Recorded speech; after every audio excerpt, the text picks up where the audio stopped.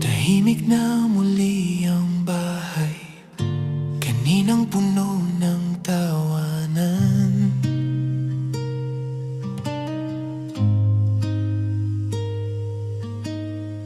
Mga ilaw na kumikislap, parang kusang naglalaho na lang.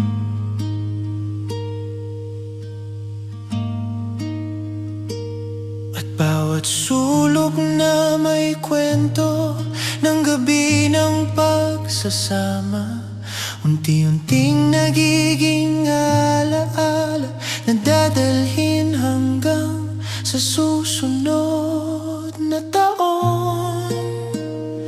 Pagkatapos ng Pasko, ba't ganito?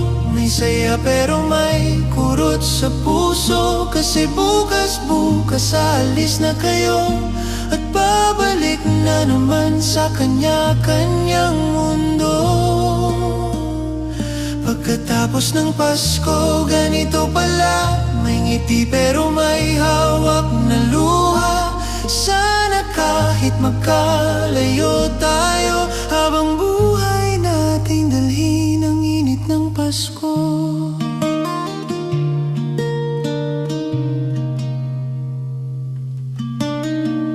Nakahain pa sa mesa ang mga ulam na sabay-sabay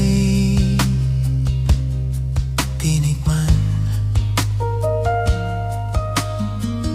May mga upuang bakante na kanina lang may yakap at halakakan.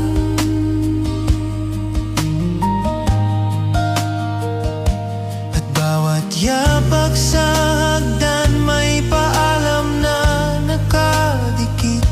Ang hirap turuan ng puso na sanay sa saglit na ligaya. Pagkatapos ng Pasko, ba't ganito? May saya pero may kurot sa puso, kasi bukas aalis na kayo at babalik na naman sa kanya-kanyang mundo. Pagkatapos ng Pasko, ganito pala, may ngiti pero may hawak na luha. Sana kahit magkalayo tayo, habang buhay nating dalhin ang init ng Pasko. At kahit sandali lang ang ating pagsasama, sapat ng punan ng mga taong nagkulang.